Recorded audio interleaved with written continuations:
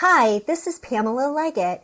You may know me from my articles in Threads magazine, my sewing classes, or my Pamela's Patterns line. Did you know that your serger is one of the most versatile tools in your sewing room? I have 2 on-demand classes, Serger Techniques and Fashion Serge, to show you how to get more out of your serger. Learn the basics from serger techniques, including the fastest and easiest way to rethread your machine. For more advanced information, Fashion Serge will guide you in serging garments and special embellishments. You can purchase the classes separately or get a bundle discount for purchasing both. Just visit threadsmagazine.com to find out more about serger techniques and Fashion Serge.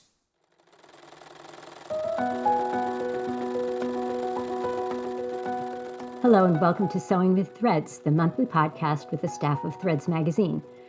I'm your host, Carol Frasia, and I'm joined by my colleague, Janine Clegg. Hi, Janine. Hi, Carol. It's nice to see you. Good to see you, too. Our guest today is Barbie McCormick. Barbie started her custom sewing business, Sew Good, in 1994 and joined the Association of Sewing and Design Professionals in 1996. She has since earned professional certifications in design and alterations from the organization. We've invited Barbie to join us for an episode to talk about what is often a custom clothier's busiest season ever, prom season and bridal season. We're delighted to have you with us, Barbie, today, and welcome. And let's talk a little bit about what you do. Hi, I'm happy to be here. Well, we're taking you away from, I don't know what, hemming dresses or whatever is happening to you right now. But I'd love to start out by finding out a little bit more about, what kind of things you do in the special occasion world of sewing.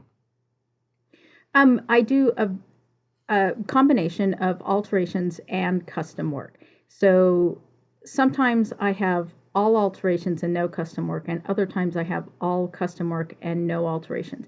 And so far, I have never seen a pattern to it since I've been in business. But I like the variety. I like having different things to look at. And one of the things I really like about doing alterations versus custom work is I get to see what's out there already, not just what I think is pretty or what my bride thinks is pretty. Because I do have I have a tendency to want traditional materials like silks and laces and stuff like that, and so it's really good for me to see those the new ones coming in. Right now everything has sheer insets, and so sometimes I have to fill them in because they're too sheer, and other times the bride's modest and she likes the rest of the dress, and I have to line, either cover up some of the sheerness or some of those are a pain to alter because the way they're constructed, they don't have giant seam allowances and stuff like that to work with. So it's good for me to see the new things coming through. Now, these sheer insets you're talking about, are they in a particular area of the dress? Are they in the back? Are they at the front? I've seen a lot of different patterns out there now that have them in both places. Yeah, some of them are center front, some of them are the sides, and they're always some sort of mesh or organza. Some of them are stretchy, which is nice because it accommodates a few more sizes. But often right now, a lot of it is the entire dress is made to look like it's a single layer of lace over a naked body. So everything behind the dress is some sort of beigey taupe, champagne-ish, tan color. And so if it matches the bride's skin tone, that's good. If it doesn't match the skin tone, it's nice if they want it obvious there's something behind the lace and that's not their naked body behind there. It does make it harder to match colors because, when it's white or ivory, there are a lot of shades of white or ivory, but they're easier to blend and match than if it's, champagne gold or Saint-Tropez tan or, these random mixes of tannish colors. So that's in bridal. What are you seeing in, prom kinds of gowns? I haven't had any prom dresses come through yet this year, but they'll start rolling in here shortly. With prom dresses, I have only done a handful of custom prom dresses because custom dresses are expensive and most girls don't want to spend that much on a prom dress in my area. And then, two, very often they don't know if they're going to prom until the last minute. And so, they call me up the week before and, oh, my prom's on Friday. Can you alter my dress? And, I get a lot of that sort of thing. And in my area, which is in Idaho, the prom dresses are all over the place, which kind of surprises me because sometimes there's trends where the gowns are very elegant and would not be out of place at a nice cocktail party or an event, and other times they're these short, horribly cheap, bad sequins type thing, just kind of these Nightclub act. garish monsters. Yeah, yeah, and the girls love them though, and then the less expensive ones even have glitter all over them, and so there's piles of glitter, wafting into the corners of my studio because there's just all these different shades of glitter. So sometimes I'll store all the glitter gowns together because I figured if there's crossover, they won't notice. But I do try to keep them away or bagged from. If I've got a suit in there or even a wedding gown that doesn't have glitter and things like that. And, with the prom skirts, there's even a range of, some of them have these undulating hair braid hems that go on for miles and miles. And they're these huge, gigantic skirts. And then someone will come in with like just a little classic mini dress, and they're really all over the place. So I haven't seen, there's more than one trend going on. And although for this area as well, some of the places are a lot more casual. Like it's not unusual to have an event in a barn. So it's cleaned up and there's not, leftover cows and goats in there or anything like that. But it's, that it's a gigantic building that has lots of space. And so a lot of farmers or people that just have barns on their land have turned them into these venues, and so sometimes the weddings or the proms have a country theme because we are out west. We do have ranchers and stuff out here, so the girls will come in with short dresses and their cowboy boots, and that's what they're wearing. And I don't judge, even though it's my thing is if they're happy, I'm happy, even if it's not my style. Because if everybody had my style, it would be kind of a boring community. Barbie has competed in the Threads and ASDP challenge for a number of years and has won several times. And even the years that she wasn't a winner, I remember some really great examples of dresses. And they are very different. I can usually recognize a Barbie McCormick dress because she's really petite. And I know that your dresses will be a little bit on the smaller size. But I think you have a big range, and it must, help you with your design to understand Yeah, a lot of different genres of clothing. yeah, it's very helpful, and it makes me think outside my comfort zone. And so and it's just fun to see the different fabrics. It's fun to see um, uh, different design elements that even if they're made cheaply in a prom dress, I'll see them again made very nicely in an expensive wedding gown. And then I'm like, ooh, I see how that works. That's really good. And even with some of the haute couture clothing that I've been able to copy the pattern from, and really inspect up close. For instance, some Balenciaga ball gowns. I've learned a lot about cutting from Balenciaga gowns. That's fun. So it's good to see. I like to have all that range. And when I started this business, because I was new, I was going to college. I was recently divorced. I had a child. And so I took in whatever work came my way because I needed to be able to bring that work in. And I also, it keeps things from getting boring.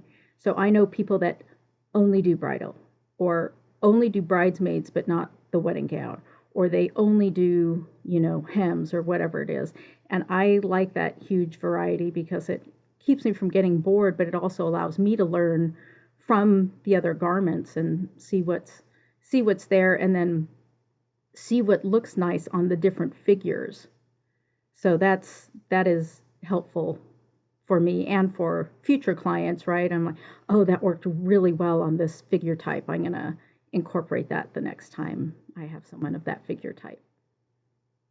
Barbie, can I ask you about glitter versus sequins and how you deal with alterations for those two garments? Because it's very different with sequins. If you're taking in a seam, you have to remove the sequins first, or and for hems as well. And how do you deal with that? Is it less of a bother with the glitter, or? Well, I always say that the correct answer to any sewing question is it depends. And so it depends on the glitter. It depends on how thick the glue is and the size of the glitter, because some is almost like powdery, diamond dust, and then others are almost like chopped confetti that are just kind of glued in chunks. And then the same thing applies for sequins. There are very small sequins that are layered next to each other, and then there's bigger, clumpier sequins that are almost stacked. And especially the more expensive the gown is, often those sequins are layered to form flowers or, whatever. So there's a lot of dimension to them. So the less dimension to any embellishment, the more likely it is you can just sew right over it. So for small glitter, I change my needle. I use, my paper scissors or an older rotary cutter, get a good clean cut on those, because it will chop up your, you don't want to use, you can use a brand new rotary blade, but know that it's not going to be the same when you're done with it. And when it comes to putting sequins in the seams, the danger of just cutting through sequins is it leaves little sharp edges. And so if it's a heavily lined garment, which is usually not the case in a sequined garment, you can leave it because it won't scratch a client. But if it's, I have gone through, sometimes I'll cut it first, and then I go through and I will first hand sew it so I know where my stitching line is, and I don't have to ruin a needle going through it. And then I go through and I snip off the sequins, and I'll cut them up to the hole where they were sewn through, and then use tweezers and pull them out, at least all the cut ones, because sometimes if the sewn ones are flat enough, if they're whole, then they don't have a sharp edge on them. So it can be Good tip. Yeah, it can be a lot of work, but you can also, there's also things you can do around it, but it's a problem fabric to work with. How do you keep them from getting unstitched? Because they tend to be all sewn sort of in a bit of a chain, right? Do you just... Well, yes. Some of them are sewn like in a line, and then others are sewn like stippled, like all over the place. And so that's where, when I go in, if I hand sew them first and I clip off just the sequin, I leave the thread intact so that the thread is sewn through the seam allowance, and I don't have to worry about tying that off. And I do that more if there are a lot of sequins, because sometimes, if it's a waterfall effect where they're heavy up here and then kind of scatter into almost nothing in the skirt, there's not that many. It's not that big a deal to tie those off. But if it's one where you've got, especially the stippled ones, if you've got, 50 ties, 50 ends to tie off on each seam, I mean, it's a lot of work. So I try to look and see what is the easiest way to do this one seam. So, I have one. Oh, I'm sorry. Go ahead.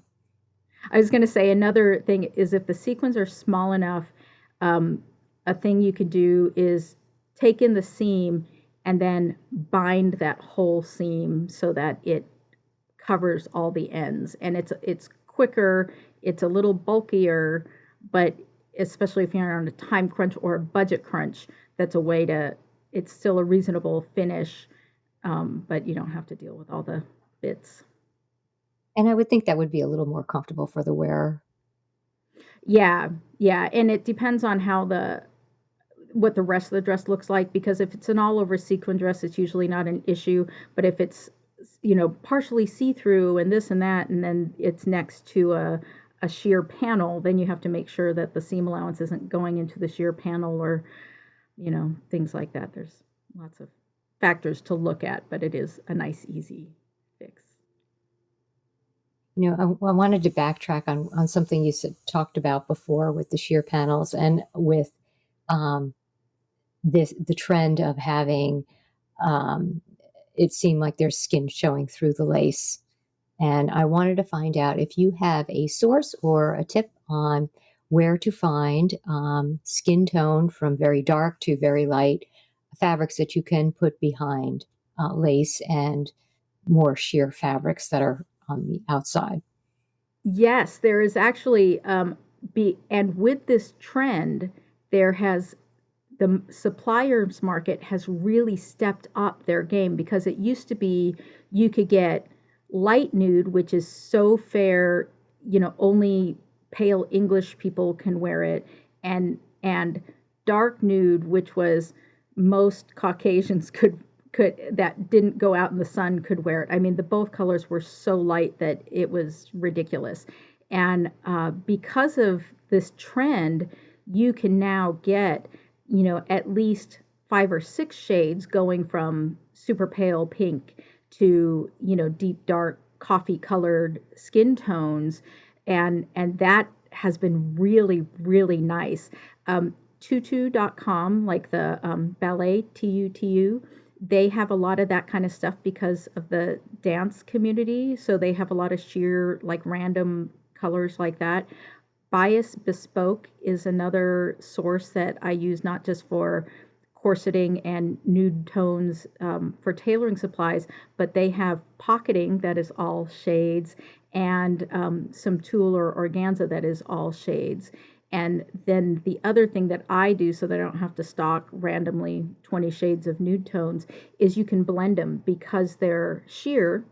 So if one's a little pink and one's a little too dark, layer them together, and it will give the appearance of the appropriate skin tone. And that's a good little trick to know, because you can even, if you need to darken something, you can use a really dark tulle over a lighter, even organza or something, and it'll blend it just enough that you can fake a lot of skin tones with that. That's a great idea.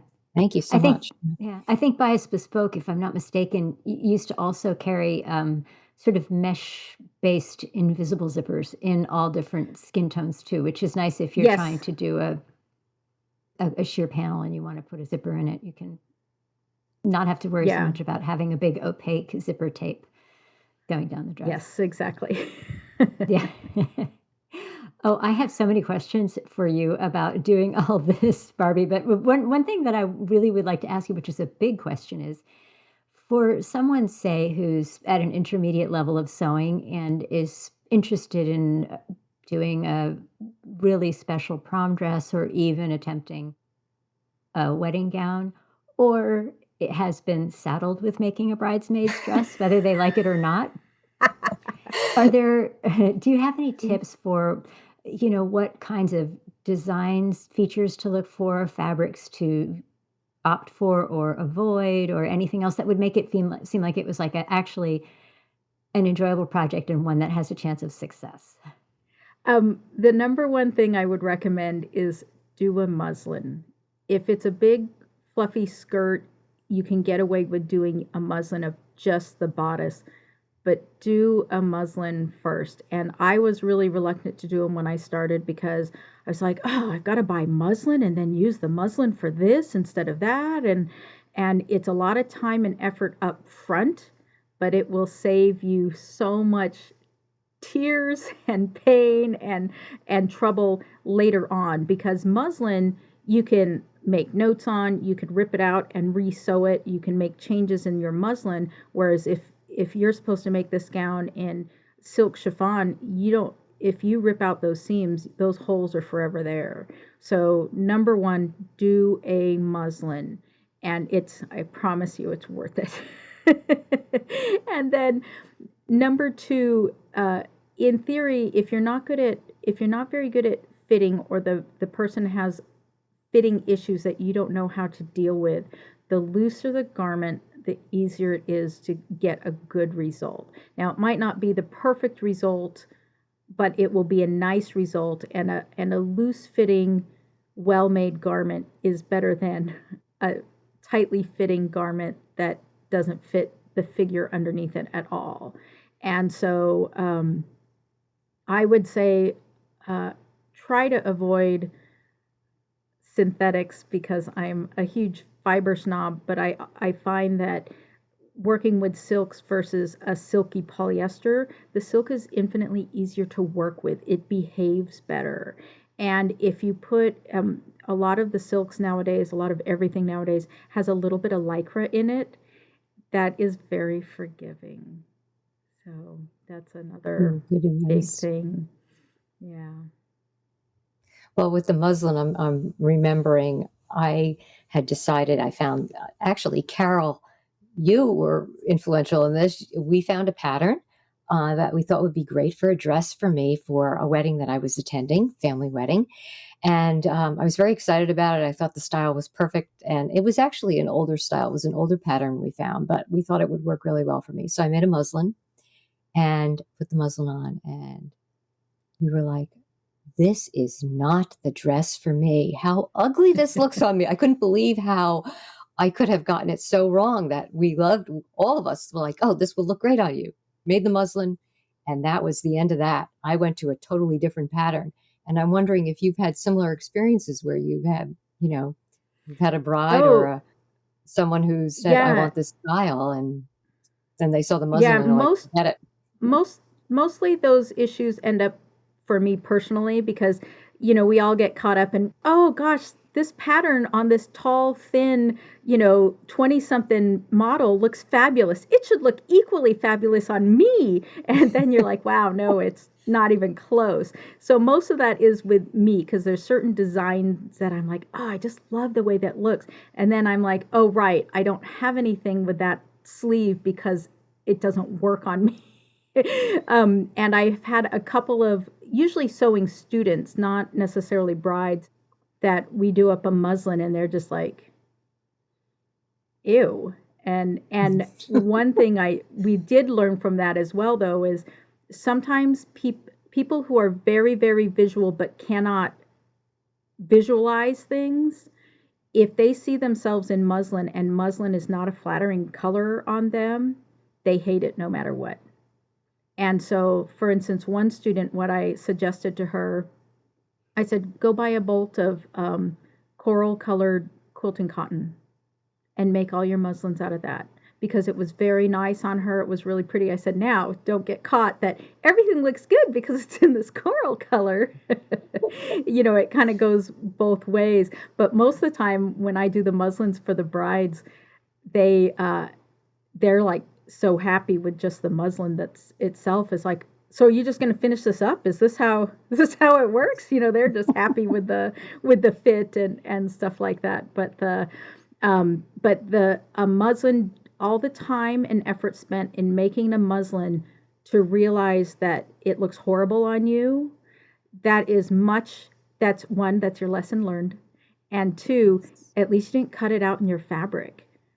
Yes. Right. So if you'd already cut it in your, $80 a yard silk, whatever it was, and now you're like, ew, what can I do now? It's, that's your lesson. And now that style, as much as I like it on that model, is not for me. Right. Exactly. So do you do anything I know you just said you're a fiber snob, but I'm asking you this because I ended up making my daughter a prom dress out of a sort of a slinky kind of a crepey knit. at one point. She'd had a previous year's prom dress that was a slithery knit, and she really liked it, and she wanted another one the following year, which I ended up making instead of buying because I was looking at it and thinking, I spent 200 and something, which is very cheap for a prom dress on the first one. I'm like, it is essentially 3 T-shirts stacked up vertically. She's really small, so it didn't really was very little fabric, and there wasn't even much design or structure to it at all. And I'm not spending that amount of money on something like this again. But is that something that you ever do? I know you can sew knits. Yeah, and actually now that you say that, there have been a lot more knits coming through in the last couple years in formal gowns. And I have to admit, it's kind of nice because you don't have to overfit the bodice because it's knit. So then it's got, stretchiness. The downside to that is people think, oh, well, look how big this is because it's stretchy. Can we make this tighter? And you're like, you shouldn't. But the thing I still do a muslin out of muslin for knits so that I can get the base fit correct. And then I will when I cut out the knit, I still use big seam allowances because many knits will grow as you hang them. So you're going to cut them out this long and then you hang them and they're like several inches, if not a foot longer. And so that's why and you can't just cut it off at the hem because especially in the case of your daughter, because you're not very big and beefy either, is you don't want to, you have to make sure it's short enough in the armhole. So if you just hold it up by the straps, you can't just cut it at the bottom. You got to take it up from the neck as well. And if it's super stretchy width-wise, you almost have to take out some of the fullness from the middle so that when you convert your pattern to a knit, if it's super stretchy, you have to take a little bit out of the center, not just the sides, because otherwise the neckline will be hanging off your shoulders. Yeah. Well, what are some of the most common fit problems you find when you're doing, alterations, but also custom? The biggest thing is either a bust. So most ready-to-wear is made for a B cup. And if someone's wearing a padded bra, or even if they're a big person all over and have a large bust, the way patterns and ready-to-wear work is they still take that exact same shape with the B cup and they just make it bigger. So in order to fit the bust, the shoulders are bigger, the neckline's bigger, everything else is bigger. So now you have to take up the shoulders and you have to shape the bust more because there's simply not enough shaping in the bust. And that usually leads to having to take in the waist and take in the sleeves. And, there's kind of all those little things that go with it. And then the other biggest thing that I find that is it's easier to fix in custom work, but the back length is too long. And so when people turn to the side, there's this big ripple wave action going up and down the zipper. It's because the back length is too long. And sometimes that has to be taken out of the waist area, not just the shoulder area.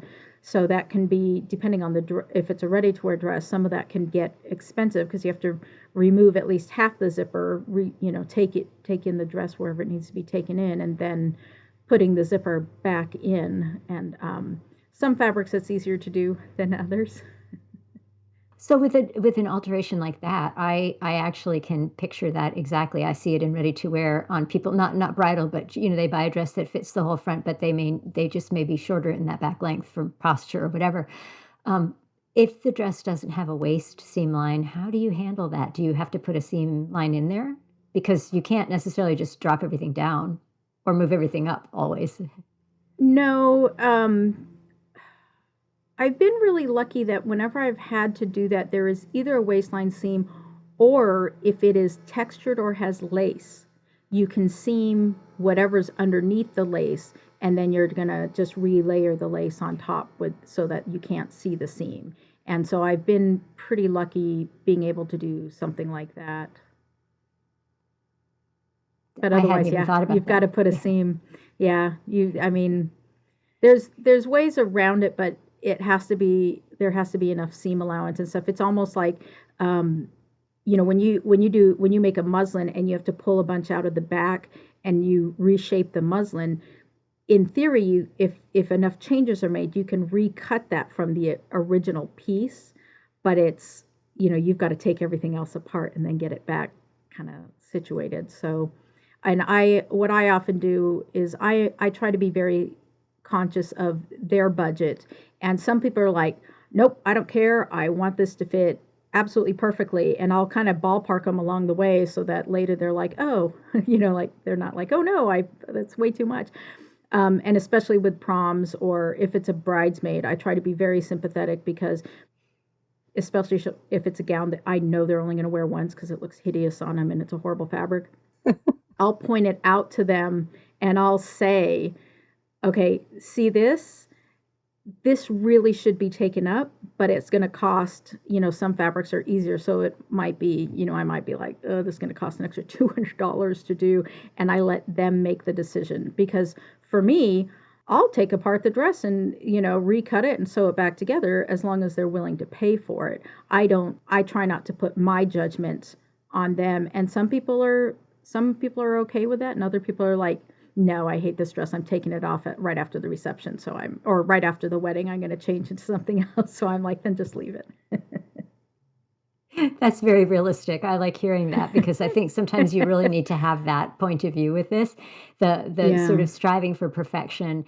I get why a bride feels that way, but bridesmaid maybe Yeah. not. Yeah. And the other thing, back to, if somebody has to make a gown for somebody else and they've kind of been roped into it and they're not really sure what to do, take it step by step and do a good job. But I see, even with students making things for themselves, there's this anxiety that goes on, like, oh, what if I make a mistake? And what about this? And what I tell them is, it's just a garment. Relax. If you ruin this garment, tidal waves will not come and engulf your neighborhood. Earthquakes will not shatter, volcanoes will not erupt, and children will not starve because you ruined this dress. And almost any sewing mistake can be remedied or covered. And two, even if you were to catch the wedding gown on fire the night before the wedding because you were trying to have some nice aromatherapy candles or whatever, if the sole reason the bride is getting married is to wear this dress, that's the wrong reason for getting married. So remember, it's just a garment. It'll be okay. Just let it go. It's like, it's a good life lesson. And I think, I feel like, not even special occasion, but regular clothing, that if you feel like, oh, I'm not so happy with the job I did on this, put it in your closet for a while and go back and look at it again. If it was a design you liked and colors you liked, chances are you'll look at it much more kindly later. You'll sort of see it and go, hey, that was not as bad as I remembered it. I'm going to get it out and wear it. So, aging will help things quite a bit. And, Yeah. and along with that, if people are going to make snide remarks about what you've sewn, A, show me that you can do better. And B, if you can do better and you're still making snide remarks to me, that is really your problem, not mine. So, Yeah. Well, and honestly, as sewers, we know what mistakes we made. We know that that's not quite right. And look, my thread didn't match. And oh my gosh, here's where my serger, kicked off or whatever. We know all that. And when you have friends that sew and they see it, they can recognize, they'll be like, oh, how'd you do that seam or this or that? But many of our friends, I won't say most or all, I don't know your circle of friends, but most of them don't sew and would be completely clueless as, even if you explain to them that really this is the inappropriate thread to use in the bottom looper of my cover hem machine, they don't know, they don't care. They're clueless. That's on us for being like, oh my gosh, and that's my issue. And look, did you see this horrible mistake I made? Nobody cares. that's true. No, and you're right. You're right. We were talking earlier, and you had mentioned something about how you have handled very large hems in the past. There was one hem trick that you mentioned that I thought might be helpful. You know which one I'm talking about? The Selvage. No. The Selvage. Oh, Oh, yeah, yeah. So anytime you're making a garment, and this is a little bit off of Charles Frederick Worth, back in the day, his thing is he always used very good fabrics, and I don't know if he was the most expensive dressmaker of the era, but I know his dresses were very expensive. He always left the selvages on his garments and often used them as a design detail because it showed that it was high quality fabric. So very often the highest quality fabrics have a beautiful selvage and a beautiful edge, or at least a clean edge. And so when I made my daughter's wedding gown, it was kind of one of those luck things. I knew she wanted a purple gown, and Exotic Silks has their clearance inventory like at the end of the year or in January. So the previous year lo and behold, there was this chiffon on sale, on their clearance rack, and I bought like 28 yards of this lilac colored chiffon, and I used at least 20 of it in the top layer of the skirt. And as I was laying it out, I was thinking, oh my gosh, I'm gonna have to sew. My hands are going to be all crippled by the time I'm done hand sewing the chiffon. And then as I was laying it out, she is tall enough that the 45-inch width was exactly the length I needed for her skirt. And so I realized, oh, this is a nice clean selvage. I'm going to use the selvage as my hem. And so that saved me from having to hem 20 yards of chiffon. And the added bonus is because had she been any taller or wanted a taller train, I would have had to turn the pieces, cut them lengthwise grain, and had to have hemmed something anyway. But because it was exactly the right length she needed, I simply turned it and let that selvage be the hem, and then I didn't have to hem it at all. Thinking outside the box. But I didn't. I love it. Yeah. There's, and my thing for all things sewing is, think smarter, not hard, or work smarter, not harder. And sometimes there are steps you just have to do. It's part of the job. But if there's an easier way to do it that still gives an excellent result, there's no reason you can't do that. That's a very, very good information.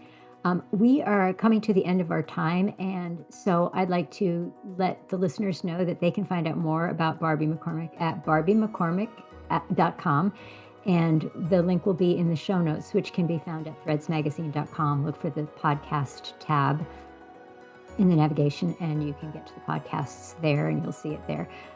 This will also show up. So if anybody has seen this on YouTube, that's where you can find the show notes. And there'll be probably some pictures of Barbie's work too from the past that Threads has done, and some other nice images, including the beautiful purple wedding gown that she just mentioned, and some accompanying apparel that she made for herself and her other daughter. It's really worth looking at. I think so. Thanks so much, Barbie. Yes, thank you. It's great. Thank you. Thank you for listening. Follow Threads on social media and visit threadsmagazine.com to view show notes for this episode. While you're on the site, check out Threads Insider, our online membership with exclusive access to expert sewing techniques. Until next time, keep on sewing with Threads.